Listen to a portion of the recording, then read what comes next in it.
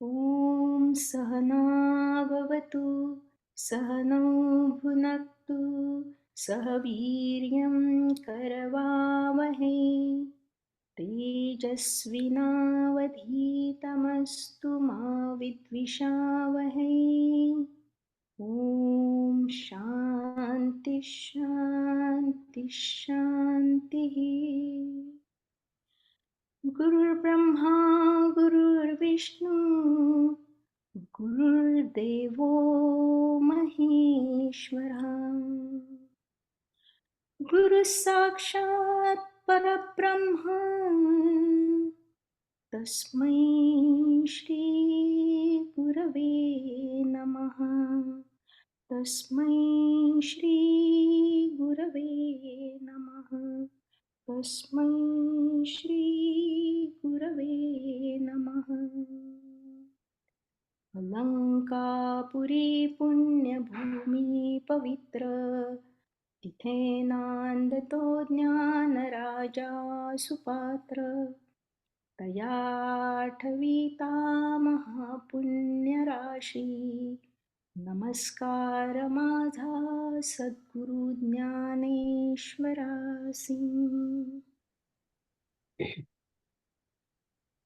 Thank you. नमस्कार मंडळी, आपण 6व्या अध्यायामध्ये आहोत. मागच्या वेळेचा गोश्वारा श्यामाताई तुम्ही वाचताय ना? हो, वाचते. चालेल. तुम्ही त्याच्यावर टाकलाय ना, तो चॅटवर टाकलाय. सुषमा 24-40. हो. सुषमा, तू केलास का गोश्वारा? सुषमा एम. माझा गोश्वारा होता मला. हो. बरं, असू दे. आज श्यामाताई वाचतात, पुढच्या वेळी तुम्ही करा. बरं, चालेल. ओके.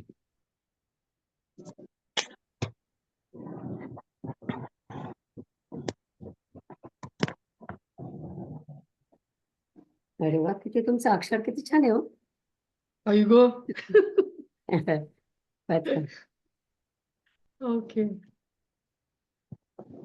करताय का कोणी शेअर करताय? नाही, त्यांचे पेपर्स आहेत, त्याच्यात नाही शेअर करता येणार. नाहीये का? ओके. वहीचे प्रकार हे आहेत. नाही, मी ट्राय करते, पण तुम्ही चालू करा, कारण ते मला ईमेल करून घेतले. तर आता ईमेल माझ्या लॅपटॉपवर उघडून मी करीन 1-2 तरी, पण लेटर स्टार्ट. तर आम्ही गोश्वारा करतो तोपर्यंत बघतो काय. नाही, ज्ञानेश्वरी आहे, अध्याय आहेत माझे रेडी, पण गोश्वारा पण शेअर करू शकते, पण त्यांना चालू करू दे. चालू करा तुम्ही वाचायला चालू करा. Okay, thanks Madhavi. संकल्पाने 24 ते 25, 24 आणि 25 पहिल्यांदा सुरुवातीला आहे. एकूण 24 ते 41 पर्यंत आहे. संकल्पाने उत्पन्न होणाऱ्या सर्व कामना पूर्णपणे टाकून आणि मनानेच इंद्रियांना सर्व बाजूंनी पूर्णपणे आवरून क्रमाक्रमाने अभ्यास करीत उपरम व्हावे, म्हणजे निवृत्त व्हावे. तसेच धैर्ययुक्त बुद्धीने मनाला परमात्म्यात स्थिर करून दुसऱ्या कशाचाही विचार करू नये. इथे संकल्प म्हणजे आपण पाहिलेल्या, ऐकलेल्या कोणत्याही भोग्य वस्तूविषयी ही चांगली अगर वाईट आहे, ही मनात जाणीव होते. ती स्फुरणा संकल्पाचे रूप बुद्धीत धारण करते. त्या संकल्पनापासून असे झाले पाहिजे, असे होऊ नये, अशी कामना निर्माण होते. वस्तूच्या प्राप्तीची इच्छा हा काम होय. म्हणून ज्ञानदेवांनी काम हा संकल्पाचा पुत्र होय असे म्हटले आहे. त्या संकल्पाला पुत्रशोक दाखवावा, म्हणजे संकल्पाचा पुत्र जो काम विषय वासना तो नाहीसा करावा. इंद्रियांची विषयांच्या ठिकाणी असलेली आसक्ती ही अनित्य, म्हणजे मनकल्पित आहे. हे असे एकदा बुद्धीत दृढ झाले की विषय वैराग्य उत्पन्न होते. त्या वैराग्याने ज्ञान दृढ होते आणि अशा रीतीने संकल्प व विषय वासना नाहीशा होतात. बुद्धी धैर्य संपन्न होऊन आत्मस्वरूपात स्थिर होते. म्हणून संकल्प करावा तो फक्त परमात्मा प्राप्तीचा करावा, त्याच्या अस्तित्वाचा धरावा. स्थिर न राहणारे असे जे चंचल मन असते ते ज्या ज्या शब्दादी विषयांच्या निमित्ताने संसारात भरकटत असते त्याला आवरून वारंवार परमात्म्यात स्थिर करावे. शरीर, इंद्रिय, मन, बुद्धी यांच्याशी आपला संबंध नाही असा संबंध विच्छेद ठेवल्याने वैराग्य येते. बाह्य प्रपंचापासून चंचल मनाला नियमन घालून आत्म्याच्या ताब्यात आणावे. धैर्याने बुद्धी मनाला आत्मानुभावात स्थिर करते. अशा रीतीने ज्याचे मन पूर्णपणे शांत झाले आहे, हे दुसरं पान आता 27-28 दुसरं पान काढायचं. ओके. अशा रीतीने ज्याचे मन पूर्णपणे शांत झाले आहे, जो अहंता ममता रहित म्हणजे पापरहित आहे, ज्याचा रजोगुण शांत झाला आहे, तो सहजच आत्मस्वरूपाजवळ येईल. जीव जगत ब्रह्म असा भेद न राहता एका अद्वैत स्थितीत सर्वत्र ब्रह्म चैतन्यच भरले आहे असा अनुभव त्यास येईल. असा जो योगी सर्वापासून निवृत्त झाला आहे त्याला हे उत्तम सुख आपोआपच प्राप्त होईल. असा तो निष्पाप योगी अशा प्रकारे सतत आत्म्याला परमात्म्याशी जोडून सहजपणे परब्रह्म परमात्म्याच्या प्राप्तीचा अपार आनंदाचा अनुभव घेतो. आता 29. असा ज्याचा आत्मा सर्व ठिकाणी एक सच्चिदानंद घन परमात्माच परिपूर्ण आहे असे पाहतो, सर्वांना समभावाने पाहतो, असा योगी सर्व प्राणी मात्रात व स्वतःच्यात भेद पाहत नाही.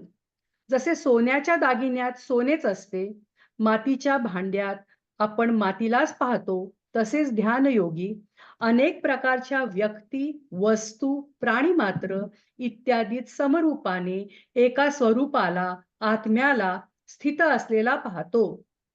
आपल्या सच्चिदानंद घन स्वरूपातच सर्व प्राण्यांना तसेच संसाराला पाहतो.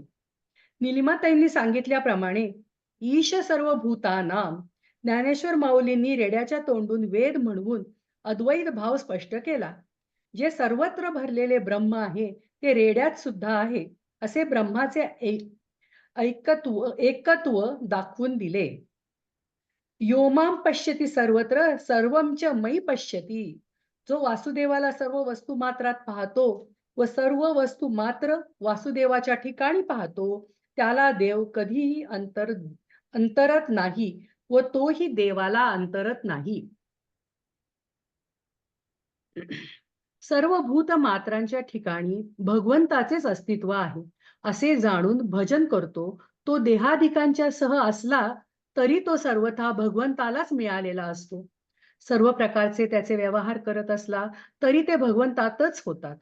ज्याप्रमाणे सर्व वस्त्रात एक सूतच असते त्याप्रमाणे सर्वत्र एक भगवंतच भरलेला आहे अशी अद्वैत दृष्टी ठेवून जगाकडे पाहिले असता जगदरूपी द्वैत अंधार नाहीसा होतो.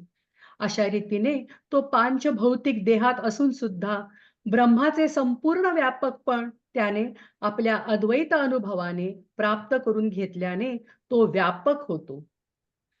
भगवंत पुढे अर्जुनाला सांगतात की जो योगी आपल्याप्रमाणे सर्व प्राणी मात्रांना समभावाने पाहतो तसेच सर्वांमध्ये सुख किंवा दुःख समदृष्टीने पाहतो तो योगी अत्यंत श्रेष्ठ मानला जातो.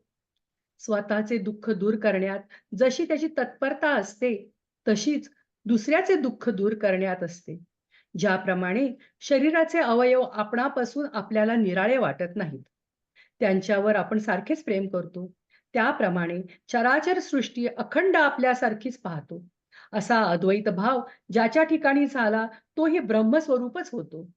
अशा साम्य स्थितीपेक्षा जगात श्रेष्ठ प्राप्ती कोणती नाही. सयोगी परमो मतः. सर्वत्र भगवत बुद्धी झाल्याने त्याचा परमात्म्याशी कधी वियोग होत नाही.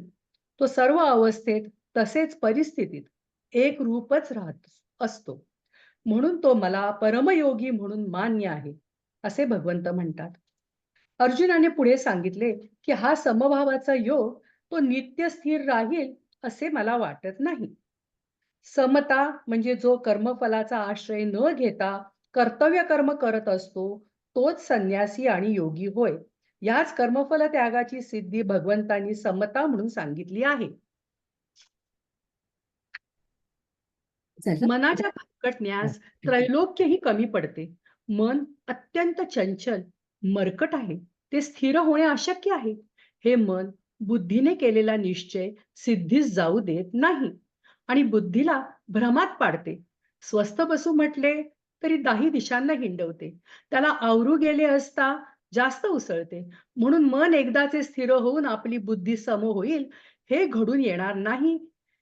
हे श्रीकृष्णा, हे मन मोठे चंचल, शोभविणारे, मोठे दृढ आणि बलवान आहे. त्यामुळे त्याला वश करणे मी वाऱ्याला अडवण्याप्रमाणेच अत्यंत कठीण समजतो. पुढे भगवान त्यावर उत्तर देतात. हे चंचल मन जरी आवरण्यास कठीण असले तरी अभ्यासाने आणि वैराग्याने ताब्यात येते. मनाला जे जे आवडते, ज्याची गोडी लागते, तेथे ते रमते, स्थिर होते. म्हणून त्याला आत्मानुभवाचे सुख दाखवत जावे. अर्जुना, तूही संसारापासून विरक्त होऊन परमात्म्याकडे प्रवृत्त हो. अर्थात मनाला संसारापासून दूर करून परमात्म्याकडे लाव. ज्याने मनावर ताबा मिळवला नाही, अशा पुरुषाला योग साधणे कठीण आहे. साधकाच्या अंतःकरणात विषयांची रुची असल्यामुळेच तो मनावर संयम ठेवू शकत नाही. मन आणि इंद्रिये ताब्यात ठेवू शकत नाही. म्हणून त्याला ध्यान योगाची सिद्धी होणे अवघड जाते. परंतु ज्याने मन ताब्यात ठेवले आहे, जो ध्यान योगाच्या सिद्धीसाठी योग्य नियमांचे पालन करतो, मी भगवंताचा आहे, त्याला अर्पित होणे हेच माझे प्रथम कर्तव्य कर्म आहे, असे जो मानतो आणि आचरणात आणतो, त्याला हा योग प्राप्त होणे शक्य आहे. मनाच्या चंचलतेपेक्षा सुद्धा संसाराची आसक्ती राहणे, राग द्वेष होणे, सर्वत्र भगवत बुद्धी न होणे हे सर्व बाधक आहे. अहंता आणि ममतेच्या त्यागाने मन शुद्ध होते. योगाच्या सामर्थ्याबरोबर मनाच्या सामर्थ्याची तुलना खरोखरच होणार नाही. श्रीकृष्णाच्या प्रसादानेच आम्हाला योगाची ओळख झाली. अर्जुनाने पुढे प्रश्न केला आहे. हे कृष्णा, श्रद्धेने योग करायला लागला, पण इंद्रिय निग्रह न साधल्याने मरणकाळी ब्रह्माच्या ठिकाणी स्थिर बुद्धी राहिली नाही, असा योगसिद्धी प्राप्त न झालेला पुरुष कोणत्या गतीला जातो? कर्ममार्ग आणि योगमार्ग या दोन्हीपासून भ्रष्ट झालेला पुरुष नाश तर पावत नाही ना? हा माझा संशय दूर कर. भगवंत आता योग भ्रष्टाची गती सांगतात. योगाभ्यास करीत असलेल्या पुरुषाला योगसिद्धी न होताच मरण आले तरी त्याचा मार्ग सुटत नाही. पुढल्या जन्मी त्याला भगवत कृपेने तो अभ्यास सहज साध्य होतो. म्हणजे योगसिद्धी होईल अशीच सर्व सामग्री प्राप्त होते. कितीही जन्म गेले किंवा लागले तरी परमार्थ मार्गाला म्हणजे परमेश्वर प्राप्तीच्या मार्गाला निश्चयपूर्वक लागलेल्या पुरुषाचा प्रत्येक जन्मातील प्रयत्न उपयोगी पडतो. कोणताच सत्प्रयत्न वाया जात नाही. योगभ्रष्ट योगी पुरुष पुण्यात्म्याच्या लोकांना अर्थात स्वर्गादी उत्तम लोकांना जाऊन सुखोपभोग घेऊन पुष्कळ वर्षे राहून नंतर शुद्ध आचरण असणाऱ्या श्रीमंताच्या घरात जन्म घेतो. संपलं. 41 पर्यंत केलंय. छान छान. पुढच्या वेळी थोडस लहान करायचा प्रयत्न करा, पण लहान तुम्ही सगळं केलंय. हा, ते सगळं मी लिहायला केलंय. लागले की वाहत जातं. ते असं हा पॉइंट झाला नाही, तो पॉइंट झाला नाही, असं होत खरंय राहतं मला. खरंय, पण तुम्हाला सगळं कळलं हे महत्वाचं आहे. पुन्हा म्हणजे ट्राय पुढच्या वेळेस प्रयत्न करीन. थोडं लहान केलं तर मग बरं होईल. पण झालंय छान, सगळी माहिती तुम्ही छान दिलेली आहे. Very okay, good. थँक्यू. आता आपण हे सुरू करूया.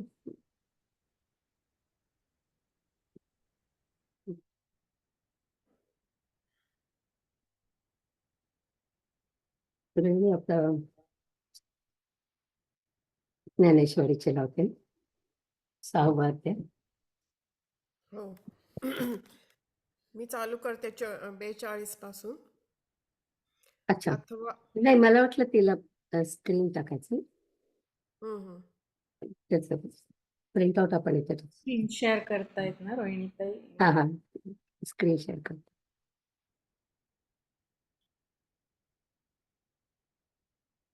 Very good.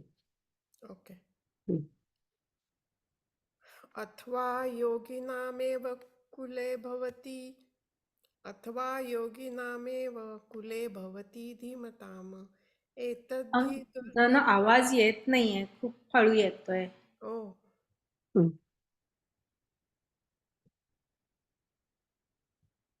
येतोय परत म्हणजे शेवटचं ऐकू आलं तर. हं. अथवा अथवा योगिनामेव कुले भवति धीमताम एतद्धि दुर्लभतरम लोके जन्म यदिष्टृशम् तत्र तं बुद्धि संयोगं लभते पौर्वदेहिकं यतते च ततो भूय संसिद्धो कुरु नंदन. Very good. अथवा बुद्धिमान अशा योगी लोकाच्याच कुळामध्ये तो जन्म पावतो. अशा तऱ्हेचा हा जन्म या जगामध्ये फार दुर्लभ आहे. हे कुरुनंदना, त्या ठिकाणी पूर्वजन्मीच्या संस्काराने युक्त असलेल्या बुद्धीचा योग होतो. त्यापुढे तो पुन्हा पूर्ण योगसिद्धीसाठी प्रयत्न करतो. अथवा जे ज्ञान अग्नीमध्ये हवन करतात आणि जे ब्रह्मनिष्ठ व वेदसंपन्न असतात व जे ब्रह्मसुखरूपी शेताचे मिरासदार असतात, जे एकमेवाद्वितीयं ब्रह्म या सिद्धांताच्या सिंहासनावर बसून त्रैलोक्यात राज्य करतात व जे संतोषाच्या वनात शब्द करणारे कोकिळ आहेत, जे विवेकरूप गावाच्या मुख्य ठिकाणी असलेल्या ब्रह्मरूप फळाचे नित्य सेवन करीत राहिले आहेत, त्या योग्यांच्या कुळात त्यास जन्म मिळतो. अल्पवयातच त्याच्या ठिकाणी स्वररूपज्ञाचा उदय होतो. ज्याप्रमाणे सूर्य उगवण्याच्या पूर्वी अरुणोदयाचा प्रकाश होतो, त्याप्रमाणे योग्य अवस्थेची वाट न पाहता प्रौढ वयरूपी गावाला पोचण्याच्या अगोदर लहानपणीच सर्वज्ञता त्यास माळ घालते. एक मिनिट थांब इथे. हे हं. सगळं मला वाटतं ज्ञानेश्वर महाराजांचंच वर्णन आहे की इतक्या हं. लहान वयात त्यांना सगळं सर्वज्ञ होते, सगळं त्यांना येत होतं. कदाचित मागच्या जन्मात त्यांनी खूप काम केलं असेल आणि म्हणून या जन्मात त्यांना तो सगळं ते आधीच येत होतं इतक्या लहान वयापासून. बरोबर. ओके, जाऊया पुढे. पूर्वजन्मात तयार झालेली बुद्धी त्याला अनुकूल असल्यामुळे त्याचे मनच सर्व विद्यांना प्रसवते आणि मग सर्व शास्त्रे आपोआप त्याच्या मुखातून निघतात. हं. ज्याकरिता देव कामानोयुक्त होऊन स्वर्गात नेहमी जप होम इत्यादी करीत राहिले आहेत, असा जो जन्म व देवानी भाट होऊन मृत्यू लोकांचे वर्णन करावे असा तो जो जन्म अर्जुना, तो त्याला प्राप्त होतो. अथवा ज्ञानाग्निहोत्री जे परब्रह्मण्य श्रोत्री महासुख क्षेत्री आदिवंत, जे सिद्धांतांचा सिंहासनी राज्य करीती त्रिभुवनी, जे कुंजते कोकिलवनी संतोषाचा, जे विवेक ग्रामींचा मुळी बैसले आहती नित्य फळी, तया योगियांच्या कुळी जन्म पावे.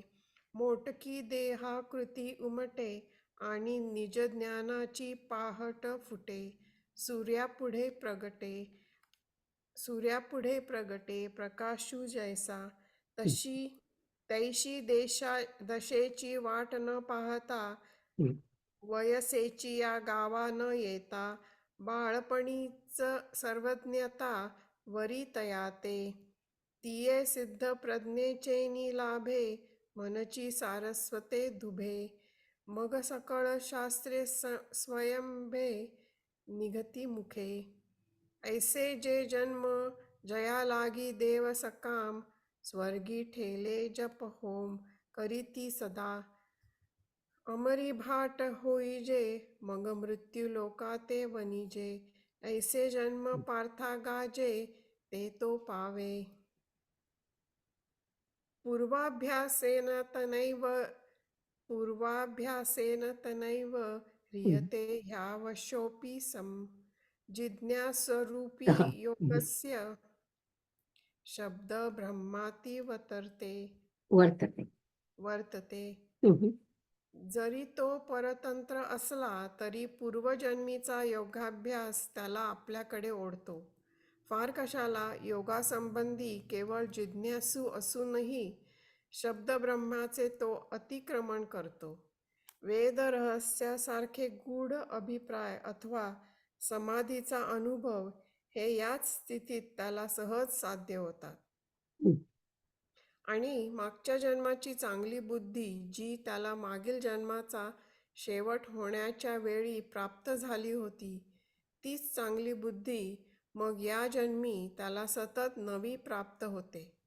एखादा भाग्यवान पुरुष पायाळू असून त्याला डोळ्यात घालण्याला दिव्यांजन मिळाल्यानंतर तो जसा पाताळातील द्रव्य सहज पाहतो, त्याप्रमाणे ज्या सिद्धांतात बुद्धीचा प्रवेश होत नाही अथवा जे सिद्धांत केवळ गुरुकडून खरोखर कळावयाचे असतात, त्या सिद्धांतात त्याची बुद्धी प्रयत्नावाचून प्रवेश करते.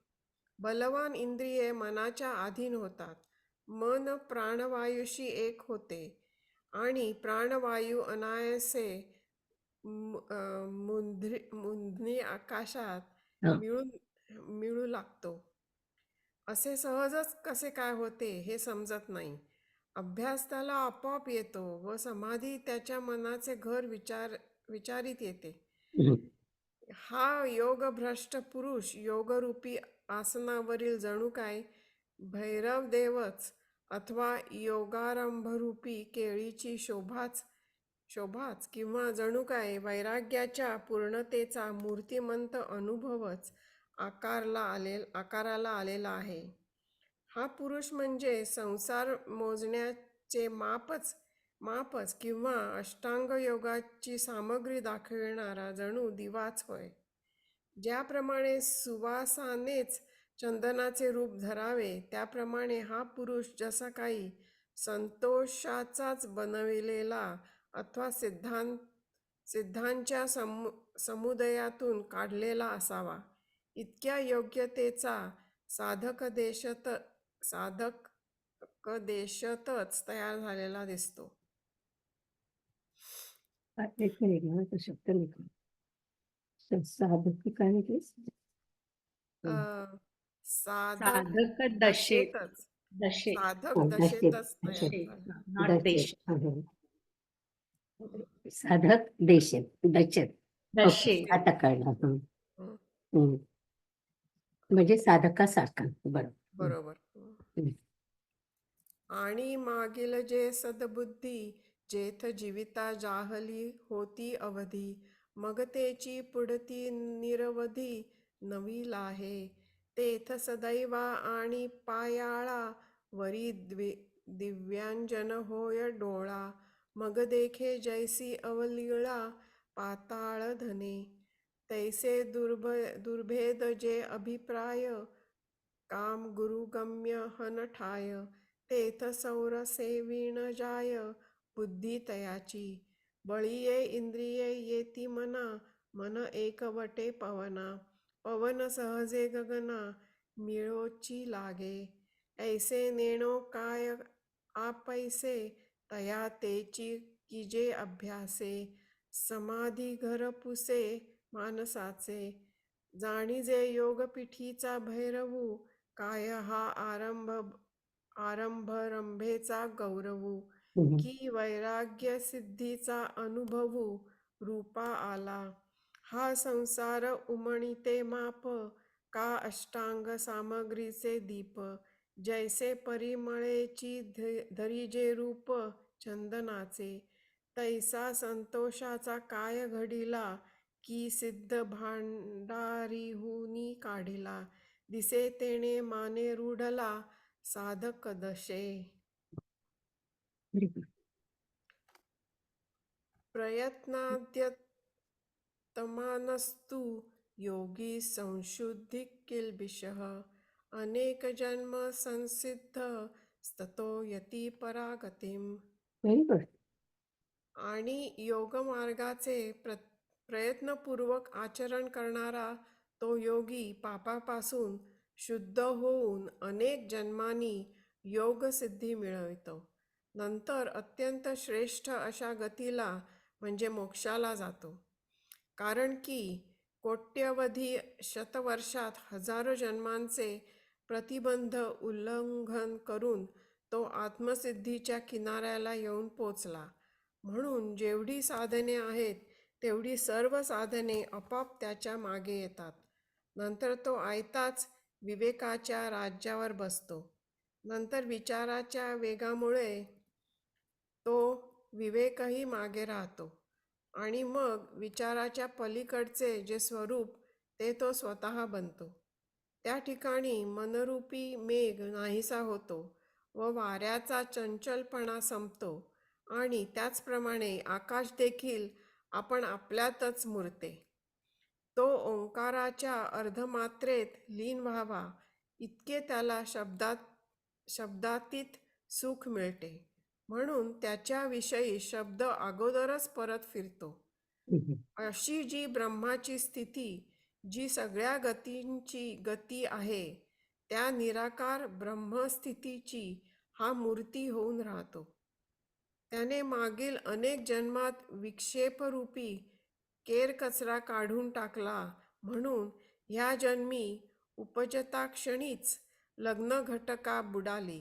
त्याचा कर्मक्षय होऊन ब्रह्माशी ऐक्य होण्याची वेळ प्राप्त झाली.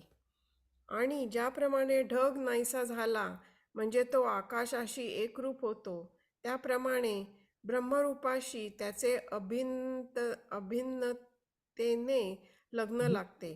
त्याप्रमाणे अर्जुना, ज्या स्वरूपापासून विश्व उत्पन्न होते व फिरून ते विश्व ज्या स्वरूपी लीन होते, ते स्वरूप तो याच देहाने होतो. म्हणजे आत्मज्ञान झालेल्या व्यक्तीचं आपल्याला इथे सांगितलंय. विक्षेप रूप म्हणजे चंचलता जी असते ती चंचलता त्यांनी सगळी काढून टाकली आणि त्याचं मन आता अगदी स्थिर झालेलं आहे. आणि मग तो ब्रह्माशी तो एकरूप होतो म्हणजे त्याला आत्मज्ञान झालेलं आहे. अशा व्यक्तीचं आपण हे सांगतो की मागच्या जन्मात त्यांनी अर्ध काम केलं होतं आणि मग त्याला म्हटलं की चांगल्या घरात पाठवतील, मग तो चांगल्या कुळात जन्माला येतो आणि मग त्याचं जे काय परिस्थिती असते किंवा त्याची आपण त्याला म्हणतो स्वरूप त्याचं जे आहे ते त्यांनी आपल्याला इथे सांगितलं. तो ब्रह्मरूपच झालेला असतो पूर्ण. त्याला सगळे वेद येतात, सगळ्या गोष्टी येतात आणि म्हणजे तशा प्रकारची ती व्यक्ती होते. तर मला ते वाचताना नेहमी वाटतं की त्यांनी ज्ञानेश्वरांनी स्वतःच लिहिलंय. असं होतं मागच्या जन्मात मी कोणीतरी होतं आणि आता मला हे सगळं या जन्मामध्ये कळतंय. जाऊया पुढे. जे वर्ष शतांची या कोडी, जन्म सहस्रांची या आडी, लंघिता पातला थडी आत्मसिद्धीची. म्हणून साधनजात आघवे, अनुसुरे तया स्वभावे. मग आयतिये बैसे रणिवे, विवेकचिये. पाठी विचारतिया वेगा, तो विवेकुही ठाके मागा. मग अविचारणीय ते अंगा, घडेनी जाय.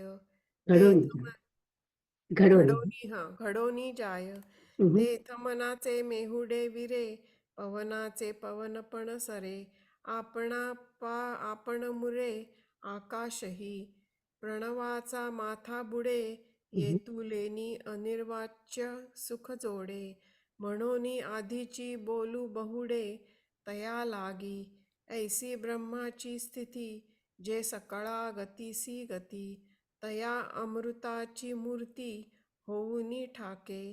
तेणे बहुती जन्मी मागली, विक्षेपाची पणिवळे झाडिली. म्हणून उपजत खेवो बुडाली, लग्न घटिका. आणि तद्रूपतेसी लग्न, लागोनी ठेले अभिन्न. जैसे लोपले अभ्र गगन, होऊनी ठाके. तैसे विश्व जेथ होये, मागावते जेथ लया जाये. ते विद्यमानेची देहे, जाहला तोगा. छान. रवी तुम्ही म्हणतात वाचताय. ओके. हम्म. तपस्विभ्योऽधिको योगी ज्ञानिभ्योऽपि मतोऽधिकः कर्मिभ्यश्चोऽधिको योगी तस्माद् योगी भव अर्जुन. तप करणारा ज्ञानी कर्मी याच्यापेक्षा योगी श्रेष्ठ आहे असे मानले जाते. म्हणून अर्जुना, तू योगी हो. ज्या वस्तूच्या लाभाच्या आशेने कर्मनिष्ठ लोक स्वतःच्या धैर्यरूपी बाहूवर विश्वास ठेवून अध्ययन, अध्यापन, वजन, याजन, दान, प्रतिग्रह या षटकर्माच्या प्रवाहात उडी घालतात, किंवा ज्या एका वस्तूकरिता ज्ञानी लोक ज्ञानाचे अभेद्य कवच अंगावर घालून विचाराच्या समारांगणावर संसाराशी दोन हात करतात, किंवा तपस्वी. एक मिनिट थांबते. षटकर्मांचं जे म्हटलं ना, तिथे त्यांना हठयोग असा अर्थ आहे, म्हणून तिथे नोट करतो. जाऊया पुढे. किंवा तपस्वी ज्या स्वरूप प्राप्तीच्या इच्छेने निराधार, निसरडा व तुटलेला कडा असणाऱ्या दुर्गम तपरूपी किल्ल्यावर चढण्याचा प्रयत्न करतात. भक्ताच्या भक्तीचा विषय, याजकाचे यज्ञ दैवत आणि ते सर्वांना सदा सर्व काळ पूजनीय विषय आहे. जे स्वरूप मूळ स्वरूप असल्याने ही शेवटची गती आहे, व जे साधकाचे साध्य आहे ते स्वरूप तो योगी आपण स्वतः झाला, म्हणून तो कर्मनिष्ठ पूज्य वाटतो. ज्ञानी पुरुषांना जाणून घेण्यास योग्य आहे. तपोनिष्ठांना तो तपोनाथ म्हणजे गुरुच वाटतो. जीव आणि परमात्मा यांच्या ऐक्यावर ज्याचा मनोधर्म स्थिर होतो तो देहधारी असूनही त्याला थोर महिमा प्राप्त होतो.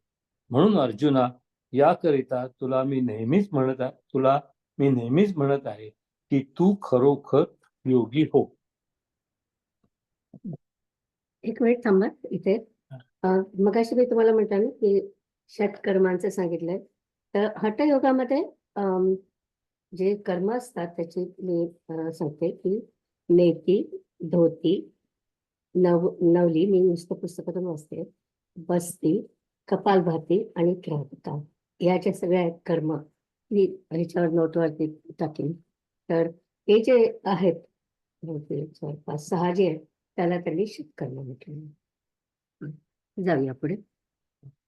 जया लाभाची आशा करुणी धैर्य बाहूचा भरवसा, घालीन षटकर्माचा धारसा कर्मनिष्ठ. काजिये एक वस्तू लागी वाणोनी ज्ञानाची वज्रांगी, झुंजत प्रपंचेशी समरंगी ज्ञानी आहे गा. अथवा निलागे निसरडा तपो दुर्गाचा आडकडा, झोंबती तपिये चाडा जयाचिया. जे भजती यासी भज्य याज्ञिकांचे याज्य, एवं जे पूज्य सकळा सदा. तेची जो आपण स्वयं झाहला निर्वाण, जे साधकांचे कारण सिद्ध तत्व. म्हणून कर्मनिष्ठा वंद्यू तो ज्ञानी असी वेद्यू, तापसांचा आद्यू तपोनाथू. पै जीवन परमात्म संगमा, जयाचे येणे जाहले मनोधर्मा. तो शरीराची परिमहिमा ऐशी पावे. म्हणून या कारणे तुते मी सदा म्हणे, योगी होई अंतःकरणे पंडू कुमारा.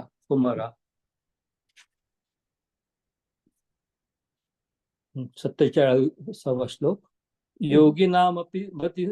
योगिनामपि सर्वेषां मद्रतेनानतरात्मना, श्रद्धान भजते यो मा समे युक्ततमो मतः. माझ्या ठिकाणी अंतःकरण जळवून जो श्रद्धामुक्त होऊन माझे भजन करतो तो सर्व योग्यांमध्ये श्रेष्ठतम योगी होय असे मी मानतो. हे अर्जुना, असा जो योगी तो देवांचा देव जाणावा, तो माझे सुख सर्वस्व किंबहुना माझे आत्मचैतन्य आहे असे समजावे. त्या योग्याला भक्तीचा विषय आणि भक्ती साधने ही या भक्ती मार्गातील त्रिपुटीचा माझ्या ठिकाणी अनुभव येतो. मग त्या साधकाच्या आणि आमच्या परमात्म्याच्या परस्पर प्रीतीच्या तन्मयतेने साधणारे वर्णन शब्दाला साधणार नाही. त्याच्या माझ्या एकरूप प्रेमाला उपमा द्यायची असेल तर तो माझा देह आणि मी त्याचा आत्मा होय. याप्रमाणे भक्तरूपी चकोरास आनंदपान करणारा चंद्र व सद्गुणाचा सागर त्रिभुवनातील एकमेव नुपसृष्ट जे श्रीकृष्ण ते अर्जुनाला म्हणाले असे संजय धृतराष्ट्राला म्हणाला. त्यावेळी पूर्वीपासून उपदेश करण्याची जी श्रद्धापूर्ण तीव्र इच्छा अर्जुनाला लागली होती ती आणखीन दुणावली आहे हे श्रीकृष्णाला कळून चुकले. म्हणून भगवंत मनात सहजच प्रसन्न झाले, कारण आपल्या उपदेशाचे यथार्थ प्रतिबिंब ग्रहण करणारा अर्जुन रूपी आरसा त्यांना लाभला होता. त्या आनंदाने फुलून येऊन पुढील निरूपणासाठी श्रीकृष्ण प्रवृत्त होतील. तो प्रसंग पुढच्या अध्यायात आहे. त्यामध्ये शांतरस स्पष्ट झालेला दिसेल. महासिद्धांत रूपी बीजाचे साठवण मोकळे करून त्यातील प्रमेय बीजांची मनात पेरणी करण्यात येईल. कारण सात्विक भावाच्या जागृतीमुळे आत्मभावनेची ढेप विरघळून श्रोत्यांची मनोभूमी सिद्धांत बीजाच्या पेरणीसाठी तयार झाली आहे. त्यात मनाच्या एकाग्रतेचा सोन्यासारखा वाफसा मिळाल्यामुळे निवृत्तीनाथांना प्रमेय बीजे पेरण्याचा उत्साह आला आहे. ज्ञानेश्वर महाराज म्हणतात, एक मिनिट, इथे वाफसा असा शब्द वापरलाय ना 491 मध्ये.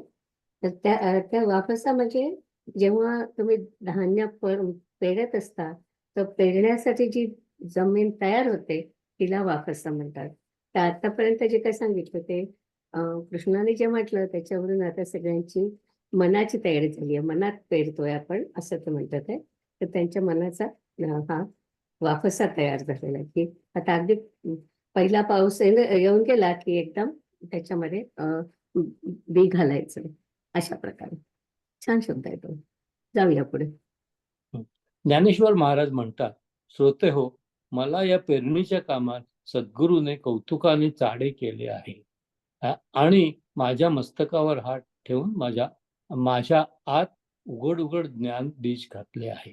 म्हणून माझ्या मुखातून जे जे बाहेर पडते त्याचा भावार्थ संतांच्या श्रोत्यांच्या हृदयात सत्यत्वाने प्रतीत होईल.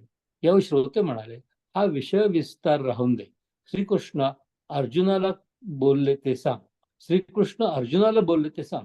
यावर ज्ञानेश्वर महाराज म्हणतात, ते मी अवश्य सांगेन, पण ते बोल श्रोत्यांनी मनाच्या कानांनी ऐकावे, बुद्धीच्या डोळ्यांनी पाहावे आणि मोबदला म्हणून चित्त मला देऊन त्या माझे बोल घ्यावे.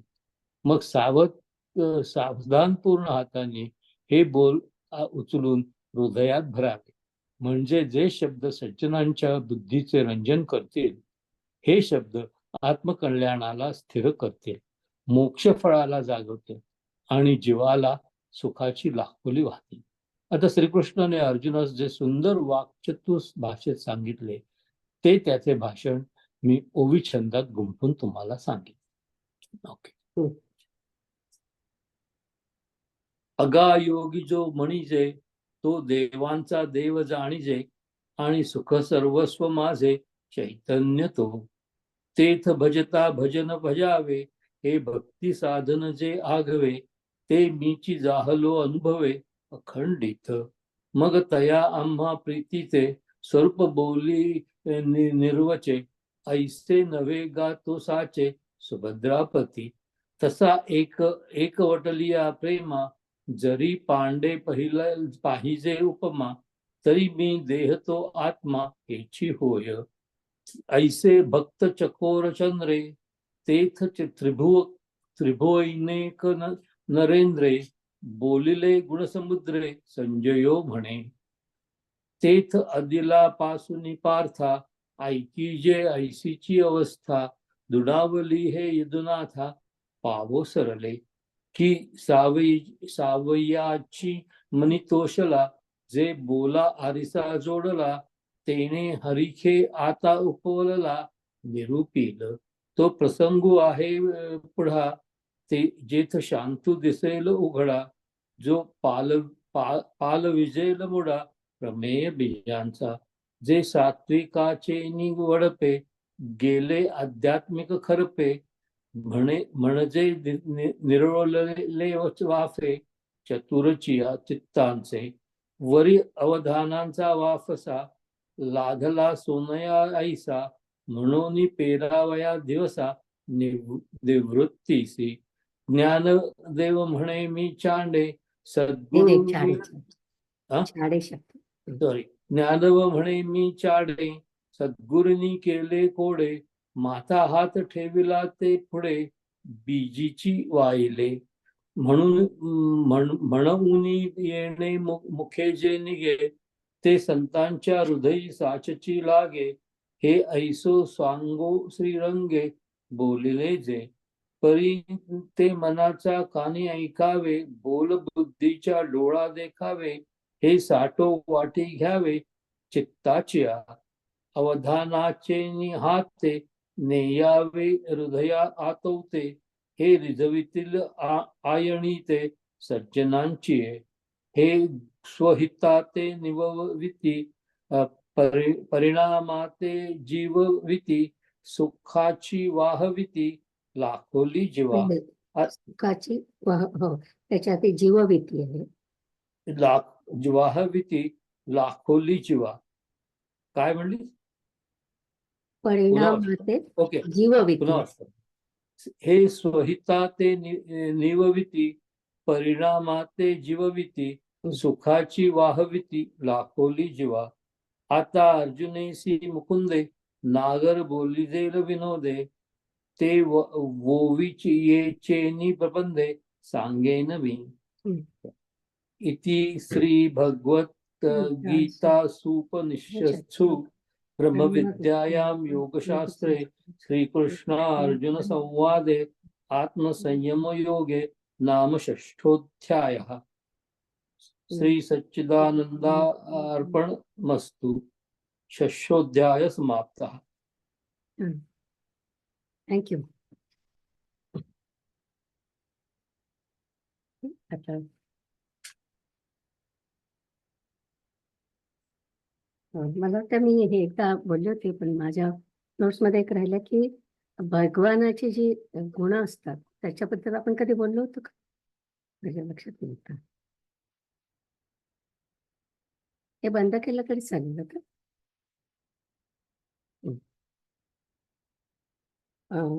भगवानांच्या गुणाबद्दल आपण कधी बोललो होतो का म्हणून विचारते. कोणाला आठवत आहे का नव्या एकंपैकी? नव्या याच्यात माहिती नाही, पण आधी तुम्ही आधी आपण बोललो होतो. हो, पण याच्यात मला आठवत नाहीये. तर सांगते की भगवान ब्रह्म जे आहे त्याला गुण नाही आहेत, हे आपण लक्षात ठेवायचं. पण जेव्हा देव असे अवतार घेऊन येतो, म्हणजे कृष्ण हा एक अवतार आहे, तर त्याला गुण असतात. तर किती गुण असतात? तर यश, श्री, उदारता, ज्ञान, वैराग्य आणि ऐश्वर्य. तर ऐश्वर्य म्हणजे तर त्या जे काय आता मी गुण म्हटले त्यांचा मी तुम्हाला अर्थ सांगते की आपण ज्ञान म्हणजे काय, जगातलं जेवढं काय ज्ञान असेल तेवढं सगळं परमेश्वरामध्ये असतं असं आपण म्हणतो. त्याच्यानंतर वैराग्य म्हणजे तेव्हा स्वतःसाठी काही करत नाही. आता म्हणजे कृष्णाने जे काय केलं आहे ते सगळं काही, त्याला काही पापपुण्य काही मिळवायचं नव्हतं. त्यांनी केलं ते आपल्यासाठी केलं सगळं, ते आपल्याला माहिती असायला पाहिजे. नंतर मग वीर्य म्हणजे जेवढ्या प्रकारच्या शक्ती आहेत त्या शक्ती परमेश्वरामध्ये असतात, म्हणजे भगवानामध्ये असतात. नंतर यश म्हणजे जगातलं जे काय समष्टी यश आहे ते परमेश्वरात असतं. श्रीय म्हणजे सृष्टीमध्ये जे काय स्थूल गोष्टी आहेत त्याचं जे काय रिसोर्सेस जे काय आहेत सृष्टीमध्ये त्याला श्रीय असं म्हटलं. आणि ऐश्वर्य म्हणजे सत्सद्भुक्ती. ऐश्वर्य हा शब्द आपण ईश्वर असा बघतो, पण त्याच्यापेक्षा ऐश्वर्य असा शब्द आहे आणि त्याचा अर्थ आहे की सत्सद बुद्धी जी असेल त्याला त्यांनी ऐश्वर्य म्हटलंय. तर असे हे गुण भगवानामध्ये असतात नेहमी. तर ते मला एक सांगायचं. तर आता आपण 7व्या श्लोकाकडे सॉरी 7व्या अध्यायाकडे जाऊया.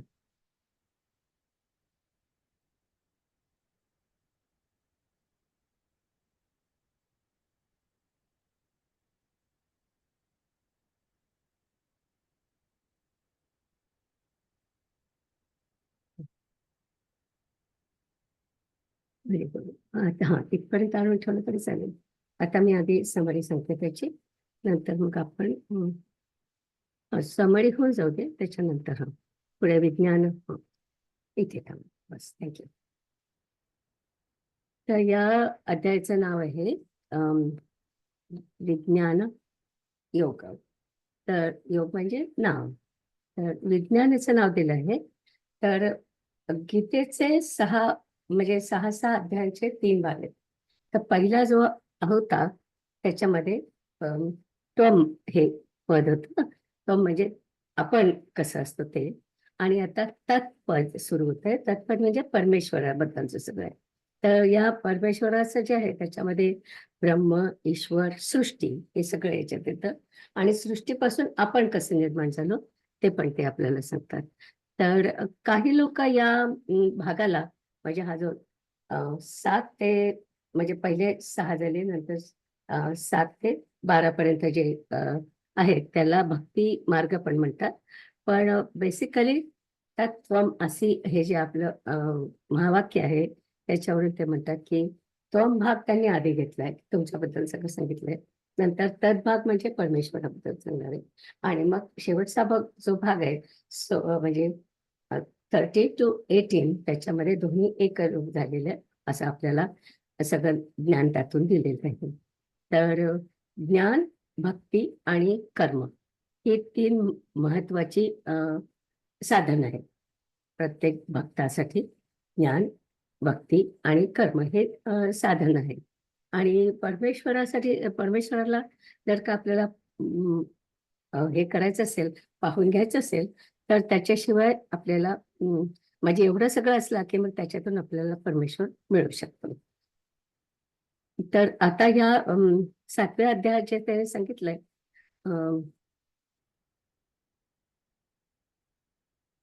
त्याच्यामध्ये ईश्वराचं रूप आणि ईश्वराची कृपा आणि ईश्वराची उपासना असे 3 भाग आहेत. या पूर्ण म्हणजे 7वा अध्याय ते 12वा अध्याय. जे मी तुम्हाला म्हटलं तत्पद जे आहे त्याच्यामध्ये ह्या 3 गोष्टी आहेत. तर हे 3 महत्वाचे विषय त्यांनी घातलेले आहेत. आणि याच्यामध्ये 7व्या अध्यायाच्या पहिल्या श्लोकात ते म्हणतात समग्र मा ज्ञानसी, म्हणजे तुला हे सगळं तू वाचलंस, पूर्ण गीता वाचलीस की माझं पूर्णपणे ज्ञान तुला होईल असं कृष्ण अर्जुनाला सांगतोय. आणि नंतर तो म्हणतो मयी मास्तव मयी आसक्त मनः, म्हणजे आसक्त म्हणजे इथे त्यांनी भक्ती अशा अर्थाने घेतलेलं आहे की माझ्याकडे तू माझ्या कडे तू भक्तीच्या स्वरूपाने बघ. तर म्हणजे ईश्वराची जी आसक्ती आहे म्हणजे ईश्वराची भक्ती अशा अर्थाने त्यांनी म्हटलंय. आणि मग त्याच्यामधून संपूर्ण शरणागती मिळू शकते. म्हणजे शेवटी आपल्याला काय असतं, परमेश्वराशी पूर्ण शरण जायचं, तर ते तुम्हाला त्याच्यातून मिळू शकतं. या अध्यायाचं नाव विज्ञान योग आहे काही ठिकाणी, आणि आपल्या पुस्तकामध्ये त्यांनी विज्ञान योगच म्हटलंय. तर जे काही परमेश्वराचं म्हणजे आपल्या गीतेमध्ये जे काही परमेश्वराचं ज्ञान आहे त्याला ते ज्ञान म्हणतात, परमेश्वराचं ज्ञान. त्याला नुसतं ज्ञान म्हणतात. पण जेव्हा ते विज्ञान म्हणतात, विज्ञान म्हणजे विशेष ज्ञान. विज्ञानाची व्याख्या आहे विशेष ज्ञान. तर विशेष ज्ञान मग आपल्याकडे आपण सायन्सला पण विज्ञान म्हणतो का, कारण ते विशेष ज्ञान आहे म्हणून आपण त्याला सायन्सला मराठीमध्ये विज्ञान म्हणतो. तसं इथे जे काय तुम्हाला ज्ञान सांगणार आहे, तर परमेश्वराने 2 भाग आहेत. आपण नेहमी याच्याबद्दल बोलतो की अहम ब्रह्मास्मी, हे आपण म्हणतो की मी म्हणजे ब्रह्माचाच एक भाग आहे, आपण असं म्हणतो अहम ब्रह्मास्मी. आणि त्याच्यानंतर सृष्टीमध्ये जे काय तयार केलेलं असेल ते सगळंच ब्रह्ममय आहे, ही जी कल्पना आहे ही कल्पना या अध्यायामध्ये आपल्याला ते सांगतात आहे की फक्त मीच एक ब्रह्म नाही, तर इथे तुम्हाला जे काय दिसेल या पृथ्वीवर ते सगळंच ब्रह्ममय आहे, सगळ्यामध्ये ब्रह्म आहे. आणि ही जी कल्पना आहे त्याच्यामुळे पृथ्वीवरचं जे आहे त्याला त्यांनी विज्ञान म्हटलंय. आणि मग ते म्हणतात की इथे आता तुम्हाला जे सांगणार आहे ते ज्ञान हे विज्ञानाच्या बरोबर, असं ज्ञान आणि विज्ञान हे कसं एकत्र आहे ते आपल्याला सांगणार आहे. तर ज्ञानेश्वर गुलाबराव महाराज म्हणून एक मोठे संत होते. त्यांनी पण ज्ञानेश्वरीच्या वरती टीका केलेली आहे. तर त्याच्यामध्ये ते म्हणतात की या अध्यायामध्ये आपल्याला काय सांगतायत परमेश्वर की वेगवेगळ्या पृथ्वीवरती त्या गोष्टी आहेत त्या सगळ्यामध्ये सुद्धा ब्रह्मच आहे, अशी ही जी कल्पना आहे ईशावास्य इदम सर्वम, ही आपल्या उपनिषदातली जी कल्पना आहे ती इथे मांडण्याचा प्रयत्न केलाय. असा हा 7वा अध्याय आहे. त्यांना आता तुम्हाला त्यात म्हणजे ईश्वर म्हणजे काय सांगायचंय, पण ईश्वर म्हणजे काय नुसतं ईश्वराचा पुतळा नाही ना. ईश्वर म्हणजेच ब्रह्म, ब्रह्म म्हणजे सगळीकडे पसरलेलं, आणि जे काय सगळीकडे पसरलेलं आहे त्याच्यात पृथ्वी पण आली. तर ही जी पृथ्वी आहे आपली इथली त्याच्याबद्दल ते आता बोलतात आहे की ह्या पृथ्वीवरती जे काय आपण जे काय निर्माण झालो ती काय कशी काय पद्धत होती, ती म्हणजे सृष्टी निर्माण झाली त्याची जी काय पद्धत होती, म्हणजे जशी काही निर्माण झाली ते आपल्याला या अध्यायामध्ये सांगणार आहे. अगदी छोटासा अध्याय आहे पण खूप त्याच्यामध्ये शिकण्यासारखं असं आहे की तुम्ही जर का कुठे पृथ्वी म्हणजे सृष्टी कशी निर्माण झाली हे शिकले असाल तर सोपं जाईल, नाही तर आपल्याला त्याच्यामध्ये थोडंसं लक्ष द्यायला पाहिजे. आपण असं म्हणतो की ब्रह्माने माया निर्माण केली, आणि ब्रह्म आणि मायाच्या एकत्र त्याला आपण ईश्वर म्हणतो. ईश्वराची व्याख्या अशी आहे की ब्रह्म प्लस माया म्हणजे ईश्वर. तर ईश्वराने हे सगळं जग निर्माण केलं, आणि त्याच्यामध्ये आधी त्यांनी पंचमहाभूत निर्माण केली. पंचमहाभूत जी निर्माण केली त्याच्यापासून आपण सगळे निर्माण झालो. तर ही जी पृथ्वीची निर्मिती झाली ही अशा प्रकारे झाली. तर पृथ्वीमध्ये 2 भाग आहेत, एक म्हणजे स्थूल भाग आणि एक सूक्ष्म भाग आणि स्थूल भाग. स्थूल म्हणजे आपल्या ज्या बॉडी आहेत म्हणजे जे जड आहे त्याला आपण स्थूल म्हणतो, आणि त्याच्याशिवाय आपल्या कितीतरी गोष्टी आहेत की आपलं मन आहे, बुद्धी आहे, आपला अहंकार आहे, या ज्या सगळ्या आपल्याला न दिसणाऱ्या गोष्टी आहेत त्याला आपण सूक्ष्म प्रकृती म्हणतो. त्याच्या अर्थातच आपण याच्यात व्याख्या पण बघणार आहोत, पण एक कल्पना देण्यासाठी तुम्हाला काय सांगायचं की स्थूल म्हणजे जे आपल्याला दिसू शकतं ते, आणि सूक्ष्म म्हणजे जे आपल्याला दिसू शकत नाही, असे मी ढोबळ मानाने मी त्याची व्याख्या करते. नंतर याच्यामध्ये ते अपरा प्रकृती आणि परा प्रकृती बद्दल बोलतात.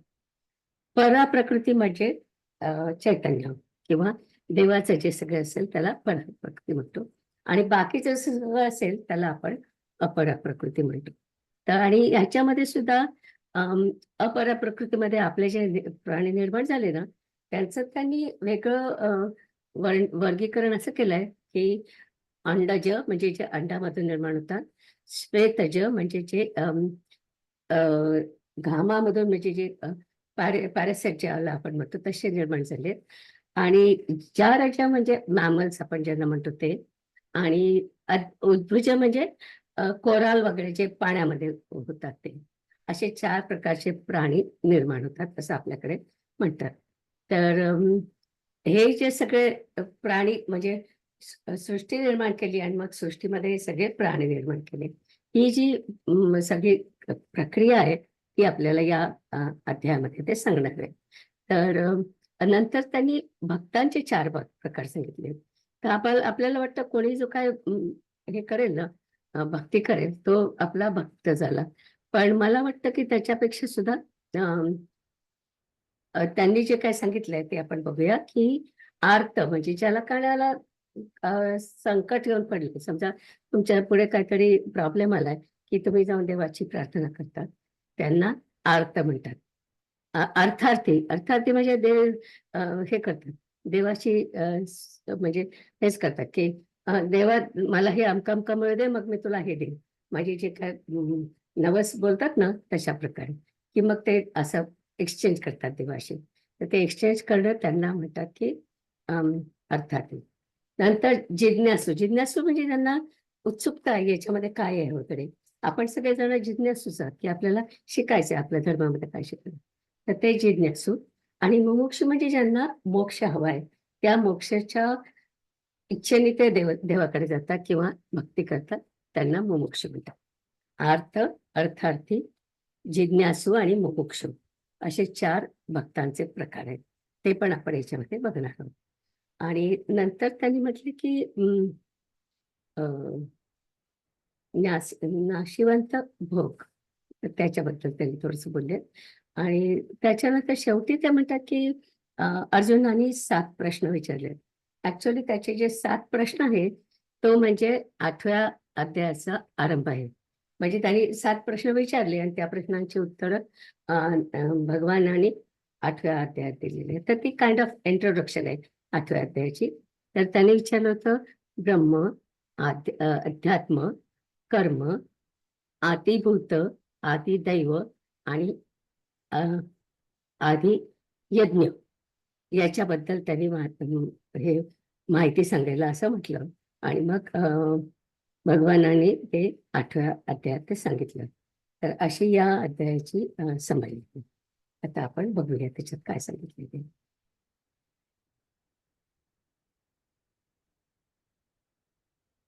कोण वाचतंय? हो, सुषमा.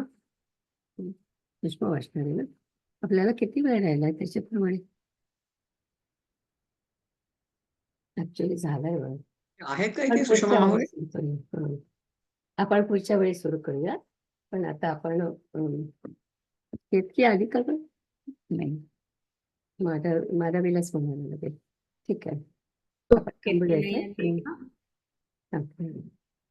नाही आली, मला वाटतं म्हणली होती उशिरा येईल पण नाही आली. मग घेऊया पसायदा. हो. माता विश्वात्मके देवे येणे वाग्यज्ञे तोषावे, तोषो नियामज द्यावे पसायदा नव्हे. जे खळांची व्यंकटी सांडो, तया सत्कर्मी रती वाढो. भूता परस्परे पडो, मैत्र जीवांचे दुरितांचे तिमिर जावो. विश्वस्वधर्म सूर्ये पाहो, जो जे वांछील तो ते लाहो. प्राणिजात वर्षत सकळ मंगळी, ईश्वर निष्ठांची मांदियाळी. अनवरत भूमंडळी भेट तू भूता. चला कल्पतरूंचे आरव, चेतना चिंतामणीचे गाव. बोलते जे अर्णव पियुषांचे, चंद्रमे जे अलांछन. मार्तंड जे तापहीन, ते सर्वाही सदा सज्जन सोय रे हो. किंबहुना सर्व सुखी पूर्ण होऊनी तिही लोकी. भजिजो आदि पुरुषी अखंडित, आणि ग्रंथोपजीविये विशेषी लोकीये. दृष्टादृष्ट विजये होवावेजी. येथ म्हणे श्री विश्वेश्वरा हो, हा होईल दान पसाओ. येणे वरे ज्ञानदेव सुखिया झाला, सुखिया झाला, सुखिया. ओम पूर्णमद पूर्णमिदं पूर्णात् पूर्णमुदच्यते, पूर्णस्य पूर्णमादाय पूर्णमेवावशिष्यते. ओम शांती शांती शांती.